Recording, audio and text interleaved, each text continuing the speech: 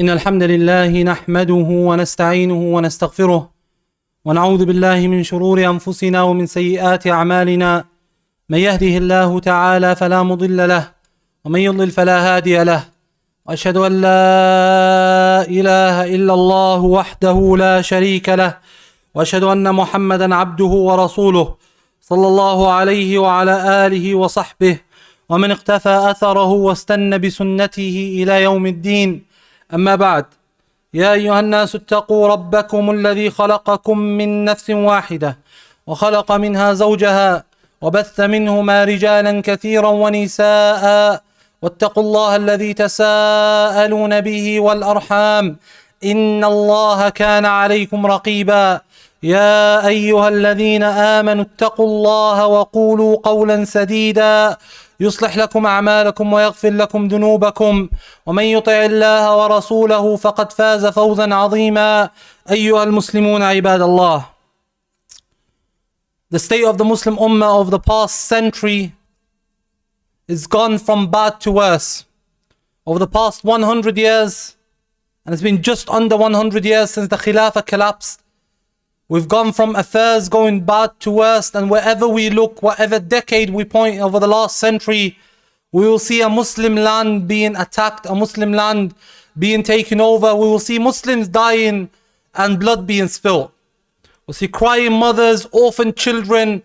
We will see the need wherever we point is towards a Muslim country and a Muslim land. And one would ask, and one would actually question and should question themselves and reflect, how did this ummah that Allah Azza wa Jal gave the greatest of days to fall so low? How did this ummah that Allah Azza wa Jal aided on the day of Badr, even though they were little in their number? How did this ummah that Allah Azza wa Jal gave victory to on the days of Mu'tah, on the days of Al-Yarmouk, on the days of Hattin, on the days of Khaybar, against all the odds, even though they were fewer in number, less in preparation and armor, and Allah Azza wa Jal continued to support them? How did this ummah that conquered the Persians, the Romans, that defeated the Mongols, that defeated the Crusaders, how did this ummah that spread Islam every single part of the world that you can think of, reaching all the way to Lyon, reaching all the way to the depths of Africa, reaching all of around the Arabian Peninsula and further on from there? How did this one ummah go so low? How is it so bad that now in our day and age, we are even scared to speak up, and we as Muslims accept that the death and the massacre of Muslims is brushed and branded as the fight and war against terrorism? How is it as majority of us as Muslims in our lifetime, we've seen Muslims being bombarded and killed in Iraq, and most of us never spoke about it and bat an eyelid? Why? Because George Bush told us it was a war on terrorism, and we're happy to accept it. How is it as Muslims that Al-Aqsa, the Holy Land, the third holiest site of Islam, has been taken away from us for 73 years. And for most of us as Muslims, all we've offered is some du'as at the time of calamity. All we've offered is some donations and maybe going out to some protests. How is it as Muslims that when we look at our lands, we don't see a caller to truth rising? We see our scholars are in prisons, and we see the people that ever speak out the truth disappear and vanish. The state of this ummah is a state of an ummah that knows the way, the path to success, the path to victory, yet chooses to take another path. Allah Azza wa Jal has set rules, and Allah Azza wa Jal has set ways of life. He has set promises in His book that never have been broken and never will be broken. From these promises that Allah Azza wa Jalla has promised is وَلَيَنْصُرَنَّ اللَّهُ مَنْ يَنْصُرُهُ. Allah Azza wa Jalla will aid with victory those who aid and support Him. This aid, this victory that Allah Azza wa Jalla has promised the believers appears, and if we look through the books of history, we will see days where if you were to actually lay the story and the facts, you would say the Muslims have no chance. Such as the day of Badr, when the Muslims left 300 and so in number, 313 or 314, and they went with just 2 horses or 2 horsemen and little preparation, and they went and faced an army of 1,000 people, and Allah Azza wa Jal allowed them victory. Such as the day of Mu'tah, where the Muslims were 12,000 in number, and it said that they fought up to 200,000 people from the Romans. And the Muslims still left that battle successful. The day of Al-Yarmouk, the day of Al-Yamama, the day of Hittin, where it's reported that Salah ad-Din al-Ayyubi had 60,000 people with him, and the Crusaders came in a number of around 600,000 people. Yet, he completely destroyed the army. Such as the day of Ain Jalut, where Sayfuddin Qutuz led the army of the Muslims that was around 20 or 30,000 in number against 150,000 Mongols, and he completely destroyed the army. Such as Tariq ibn Ziyad, who crossed the sea from where today is Morocco to Spain and took over all of that land with 7,000 fighters, taking over one of the biggest kingdoms in that time. Things like this defy logic. Things like this don't make sense. Things like this should only happen in movies. However, it's the promise of Allah Azza wa Jal is وَلَا يَنصُرَنَّ اللَّهُ مَن يَنصُرُهُ. Allah Azza wa Jal will aid with victory those who aid him. We as Muslims, if we look at a true reflection of our state of affairs, and I know it's bringing it to smaller and minute things, at the heights of the power of Islam, if you looked at the masajid, and if you looked at the huffaz, the people of the Quran, you would see an influx of people. If you looked at the masajid, you would see that Salatul Fajr was the best of attended salawat. If you looked at masajid, you would see that Muslims would be well represented there. If you looked at the state of the youth of the Muslims, you would find Usama ibn Zayd leading an army at 19 years old. You'll find Muhammad al-Fatih fulfilling the prophecy of the Prophet ﷺ, conquering Constantinople at 21 years old. You will find Muslims leading armies at tender ages. You will find Muslims leading prayers. You will find those that wrote the book of Allah Azza wa Jal from the words from the mouth of the Prophet ﷺ being young companions. You will find Islam was carried at the shoulder of youth, and it was carried at the shoulder of giants that were young in their age, big in their actions. If you look at Muslims now and you want to see a true reflection of where we are, just look at the month of Ramadan. Just in the month of Ramadan, we had 3 or 4 Muslim youth stabbed and murdered over petty feuds. And this is not to blame those that were murdered. The problem and the issue is that majority of them were murdered by other Muslims. If you look at the state of the Muslims today, you would see any road disturbances, anyone moving around in their car thinking they're a big man is most likely to be a Muslim. If you see a drug dealer in your local area, it's most likely to be a Muslim. If you hear of a stabbing or a shooting in your local area, it's most likely to be a Muslim. If you look at the statistics from prison and how many people in terms of how many per sort of ethnicity and religion, you will see Muslims are well represented in prison. However, in other actions, in other factors, and things that we should be competing for, and things that Islam tells us and encourages to sari'u, hasten towards them, to compete towards them, we are lacking and struggling. If we look at our way of life, what we've chose as Muslims for us in the 21st century is the way of life that Allah Azza wa Jal has never and will never support. For most of us as Muslims, we remember Allah Azza wa Jal momentarily. We remember Allah Azza wa Jal and make dua to Him when we are in need of something. We look at the words of Allah Azza wa Jal, and if you want to assess what effect do the words of Allah Azza wa Jal have upon us, we hear the Quran recited all throughout the month of Ramadan. Majority of Muslims, it doesn't shake them a little bit. This book that Allah Azza wa Jal says if He was sent down on mountains, He would have crushed them. We look at our sha'air, our fara'id, what we are supposed to be doing, is turned into sort of sentimental actions, or is turned into things that we do just for the sake of it. And Khutbatul Jum'ah is another one.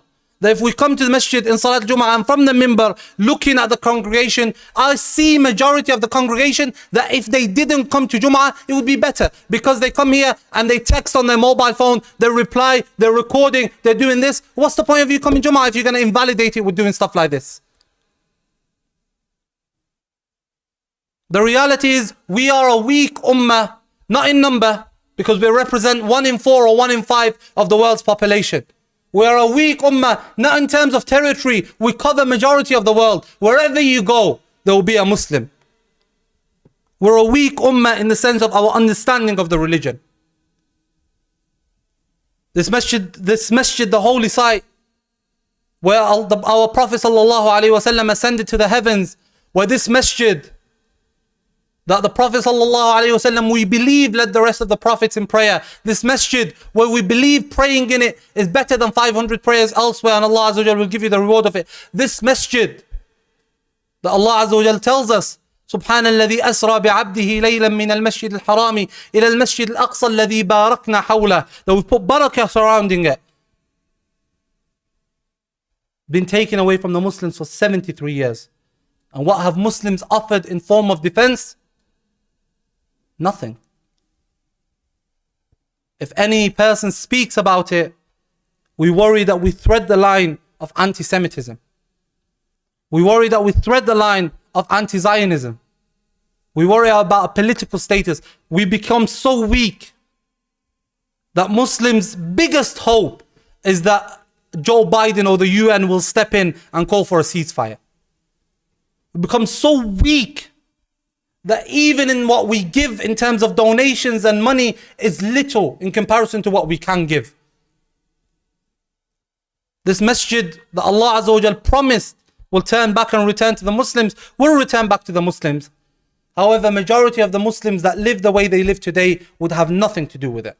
Except if Allah Azza wa Jal changes our hearts and we change our own affairs. أقول قولي هذا وأستغفر الله لي ولكم فاستغفروه إنه هو الغفور الرحيم.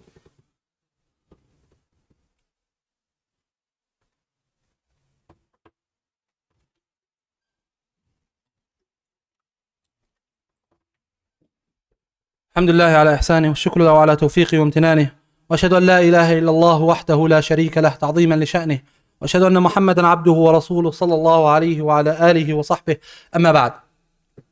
In the history of Islam, when Omar ibn Khattab went to Jerusalem and took al-Masjid al-Aqsa and turned it into a Muslim place of worship, up until from that point till now, it's been taken away from the Muslims. This is the second time that it was taken away from the Muslims. Well, it was attacked a few times, but this is the second time it was taken away from the Muslims. Only once was it liberated and freed, and we all know the name of the person that did it, Salah ad-Din al-Ayyubi. As Muslims, history has a tendency of repeating itself. The time that the Masjid al-Aqsa was taken away from us was a very similar time to what the way the Muslims were suffering back then. The Muslims back then, before Salah ad-Din, and when the Masjid al-Aqsa was taken by the Crusaders, the Muslims were busy in the inner fighting. So many sects and groups wanted the Khilafah. The actual upper Khilafah al-Abbasiyya that was there at that time collapsed, and it became little small countries and areas and smaller dual and smaller kingdoms that would battle amongst themselves. Egypt, which is now one of the best, or should be one of the best places for Muslims, used to be run and controlled by the Shia, the Fatimi Dawla. That time, the 50, 60 years or 88 years he was taken, the 50 years of the lifetime of Salah ad-Din al-Ayyubi, he strived and he struggled to unite the Muslims first and foremost. But if we look at his history and we look at himself and his biography and understand from his story why Allah Azza wa Jal chose a man like him to give al-Masjid al-Aqsa and to let his legacy live till now. This man grew up memorizing the words of Allah Azza wa Jal and acting upon them. He grew up learning the fiqh, learning the religion of Allah Azza wa Jal, and wanted to teach people Islam. This man, his epitome of his dreams was that he saves Muslims and he spreads Islam. To the extent where after he finished with Jerusalem, he stood on the shores of the beach and he said that, Wallahi, if I know that I can cross over to the other side, to Europe, and either give Islam or spread Islam to every single person, or die before I do so, I would. And Allah Azza wa Jalla willed that he died a few months or a few years after that, and he was quite sick in the last few months of his life. This man, Salah ad-Din al-Ayyubi, looking at his life, looking at his story, he gave every single thing he had away. He didn't have any possessions of his wealth. It's said that before, in the lead up to freeing al-Masjid al-Aqsa and liberating al-Masjid al-Aqsa, he gave away 12,000 horses. And he didn't have a single horse to ride. He had to borrow something from someone so he can go and liberate al-Masjid al-Aqsa. This man, is said that the treasurers of the kingdom at that time didn't tell him how much money they had in Bayt al-Mal, because they were scared and afraid that he would spend all of it.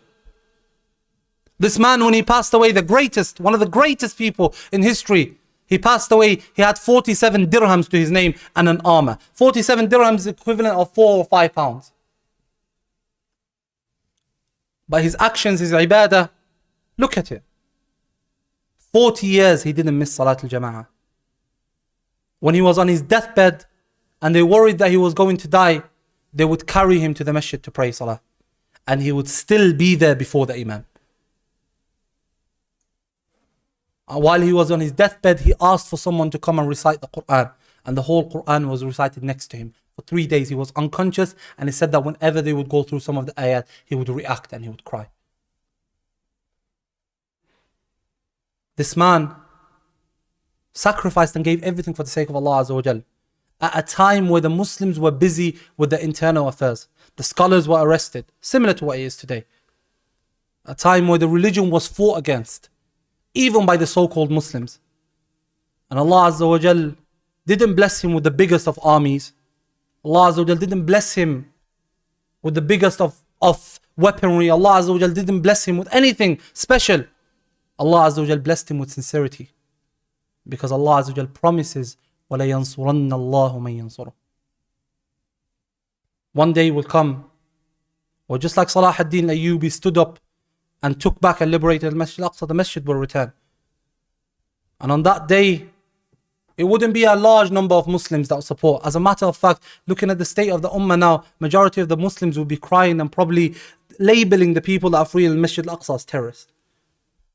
When the Masjid al-Aqsa will come back, Allah Azza wa Jal will ask every single individual, every single Muslim that lived through this time, what have you done for al-Masjid al-Aqsa? What have you done for the oppressed? What have you given? And there's always something that you can give. There's always something that you can do. But ask yourself, what have you actually given? Before the last 2 weeks, did you actually make dua for al-Masjid al-Aqsa? The attack started somewhat towards the last 3 or 4 nights of Ramadan. In the first 2 or 3 weeks of Ramadan, did it cross your mind to make dua for Allah Azza wa Jal to return and liberate al-Masjid al-Aqsa? Before that, did you actually donate in this Ramadan to al-Masjid al-Aqsa? Or did you start, or the people of Palestine, or did you just start giving when the hype sort of started arising? Before that, did you actively engage in boycotting, in speaking, in petition, or whatever it is, even though they're little actions in the grand scheme of things and in what Islam teaches us, but these are small actions that you can stand in front of Allah Azza wa Jalla and say, oh Allah, all I had was my wealth and I gave it.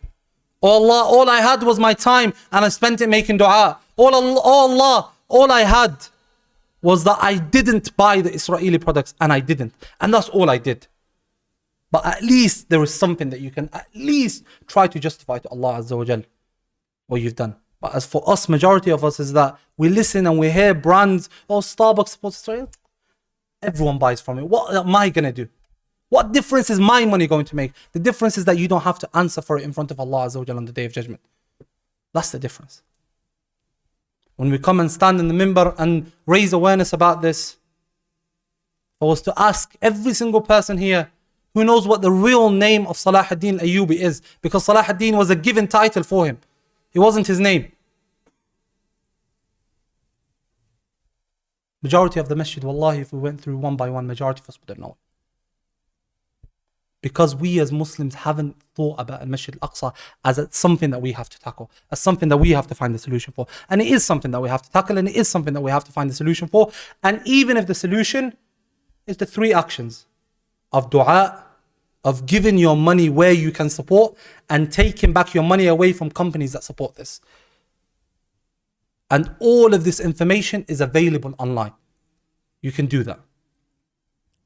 But some of us are even stingy with supporting them by boycotting others. So I ask before, by the end of this khutbah, I ask everyone to spend their time knowing, understanding, familiarizing yourself and your family with companies that do support this, with companies that do endorse, with companies that do donate, with companies that do support and put their money with the settlers or settling groups in Israel, with companies that support Zionism, with companies that support the Israeli army and the IDF, and at least boycott these companies. And then after that, the second thing that you do is that you choose your times of the day, that you make dua and put a portion of the dua for the people that are oppressed. Not just Palestine and Masjid al-Aqsa. Think about the Uyghurs, think about the Rohingyas, think about the Muslims that are struggling all around the world, and make and give a share of your dua for them. And the third thing that I ask is, today at this masjid, we are collecting for the people of Palestine, whether it's medical supplies, whether it's food and water that they need. So on your way out, there are card machines, there are buckets, donate and give what you can,